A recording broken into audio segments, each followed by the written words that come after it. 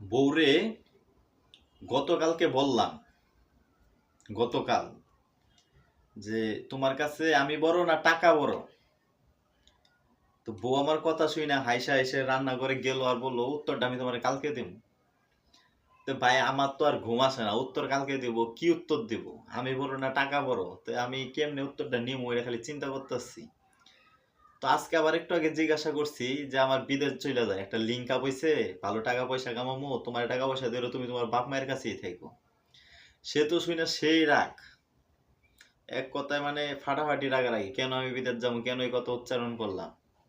তা আমি বললাম তুমি তো সুখে থাকবা, বিদেশ থেকে টাকা পাঠামো, ভালো ভালো মোবাইল চালাবা, ভালো ভালো ড্রেস ড্রেস কিনবা, ভালো খাবা, বাবা আমার ঘরে থাকবা, কই আমার টাকা পয়সা লাগবো না। যদি এই নিজের দেশে থেকে ডাল ভাত খাইতে পারো এটাই আমার সুখ। তো আমি কালকের উত্তরটা আজকে আমার বইয়ের কথাই বুঝে গেলাম যে টাকার চাইতে আমার বইয়ের কাছে আমিই বড়।